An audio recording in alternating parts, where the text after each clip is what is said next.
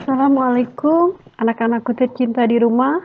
Ketemu lagi dengan Ibu dalam pembelajaran pendidikan dan agama Islam dan budi pekerti kelas 4 untuk sekolah dasar. Baik, pada kesempatan hari ini Ibu akan menjelaskan kepada kalian tentang materi iman kepada Allah. Kita akan mulai pembelajaran kita hari ini dengan mengucapkan Bismillahirrahmanirrahim. Materi yang pertama adalah meyakini Allah itu ada. Zat Allah adalah sesuatu yang goib. Apa yang dimaksud dengan goib?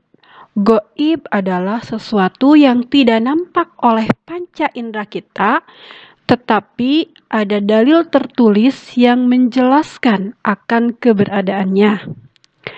Nah, anak-anakku, Allah tidak bisa dilihat dengan mata kita, tapi bisa kita yakini, kita imani dengan hati kita karena adanya dalil-dalil tertulis yang menjelaskan akan keberadaan Allah. Baik itu dalil berupa ayat Al-Quran maupun berupa hadis Nabi Muhammad SAW.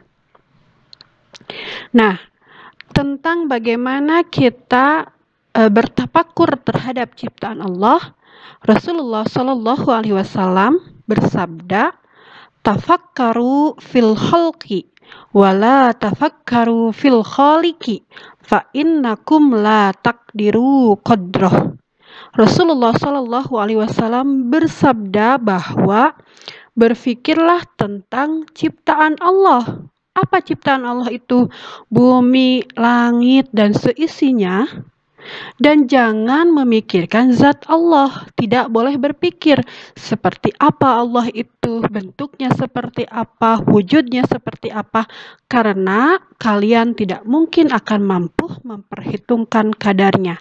Karena logika kita, akal kita tidak akan mampu mencapai atau tidak akan mampu menjangkau hal tersebut. Ya, jadi ini adalah Rasulullah SAW memberikan gambaran kepada kita bahwa kita jangan sekali-kali berpikir tentang zat Allah, tapi kita diperintahkan untuk bertafakur terhadap seluruh ciptaan Allah Subhanahu wa Ta'ala. Baik, kita lanjutkan. Materi yang selanjutnya adalah sikap yang merupakan implementasi iman kepada Allah. Ya, sikap beriman kepada Allah ini terbagi menjadi dua. Yang pertama adalah mempercayai adanya Allah secara umum atau secara garis besar, ya, yang dikenal dengan ijmali. Contohnya adalah kita percaya bahwa Allah itu ada. Kemudian yang kedua adalah mempercayai Allah itu secara terinci atau terperinci, dikenal dengan tafsili. Nah, mempercayai Allah dengan terinci itu artinya kita percaya dengan sepenuh hati bahwa Allah mempunyai sifat-sifat wajib dan sifat mustahil. Sifat wajib bagi Allah jumlahnya ada 20. Dan sifat mustahil bagi Allah jumlahnya ada 20. Ditambah dengan satu sifat jaiz bagi Allah dalam kuasa dan kehendaknya. Selain itu, mempercayai Allah dengan terperinci atau tafsili juga meyakini bahwa Allah mempunyai sifat-sifat kesempurnaan yang berjumlah 99 yang kita kenal dengan Asmaul Husna. Baik, paham ya anak-anak? Kita akan lanjutkan. Materi selanjutnya adalah tentang mengerti, memaknai iman kepada Allah. Iman kepada Allah adalah percaya kepada Allah dengan sungguh-sungguh, dengan sepenuh hati, dengan diucapkan dengan lisan kita, dibenarkan dengan hati kita, dan dilaksanakan dalam kehidupan sehari-hari. Jadi, Iman kepada Allah itu ada 3 unsurnya. 1, mengucapkan dengan lisan. 2, membenarkan dengan hati. Dan 3, melaksanakan, mengaplikasikan keimanan kita kepada Allah dalam kehidupan sehari-hari. Kemudian kita akan membahas bukti-bukti adanya Allah Subhanahu wa Ta'ala. Bukti-bukti adanya Allah Subhanahu wa Ta'ala ini Ibu membaginya menjadi 3. 1, ayat-ayat Al-Quran. 2, kejadian alam semesta. Dan 3, kejadian manusia.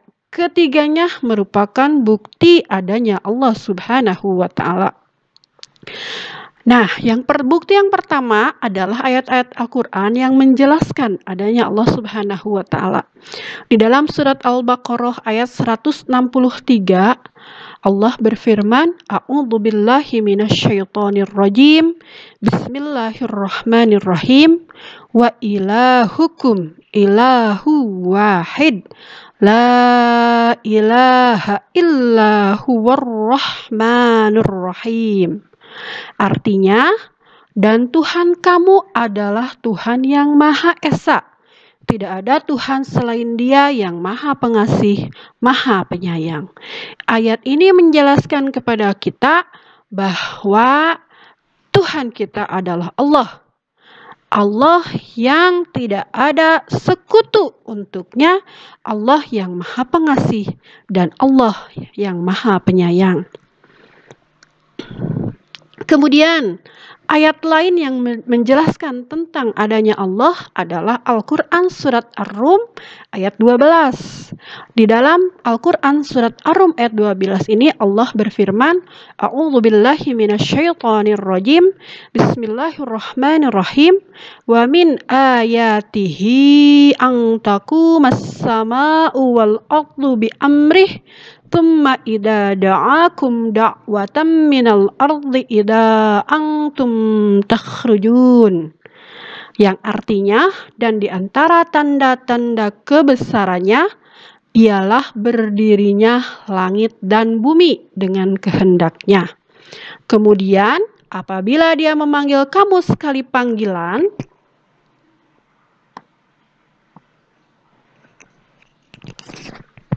dari bumi, seketika itu kamu keluar dari kubur. Jadi di dalam surat Ar-Rum ayat 25 ini Allah menjelaskan bahwa di antara tanda-tanda kebesaran Allah, di antara tanda-tanda Allah itu adalah adanya langit dan bumi. Allah ciptakan langit dan bumi dengan kehendaknya. Kemudian Allah pula yang nanti akan mengeluarkan kita dari kubur. Nah, ini adalah 2 ayat yang menjelaskan tentang adanya Allah Subhanahu wa Ta'ala. Yang kedua, yang merupakan bukti adanya Allah adalah kejadian alam semesta. Alam semesta merupakan bukti yang paling sederhana yang Allah sediakan sebagai bukti adanya Allah. Ya. Jadi di dalam Al-Qur'an surat Ibrahim ayat 32 Allah berfirman, A'udzu billahi minasyaitonir rajim. Bismillahirrahmanirrahim. Allahul ladzi khalaqas samawati wal arda wa anzala minas samaa'i ma'an fa akhraja bihi minas samarati rizqan lakum. Wasakhkhara lakumul fulka litajriya fil bahri bi amrih wasakhkhara lakumun anhar. Shadaqallahul adzim. Allah menjelaskan di dalam Al-Quran surat Ibrahim ayat 32 ini bahwa Allah lah yang telah menciptakan langit dan bumi dan menurunkan air hujan dari langit. Kemudian Dia mengeluarkan dengan air hujan itu berbagai buah-buahan menjadi rizki untukmu. Dan Dia telah menundukkan bahtera lautan bagimu supaya bahtera itu berlayar di lautan dengan kehendaknya. Dan Dia telah menundukkan pula bagimu sungai-sungai. Ini adalah bukti bahwa Allah itu ada. Adanya bumi, adanya langit, adanya gunung, adanya sungai, adanya lautan, adanya semua yang ada di alam semesta ini bukti bahwa Allah lah yang menciptakan.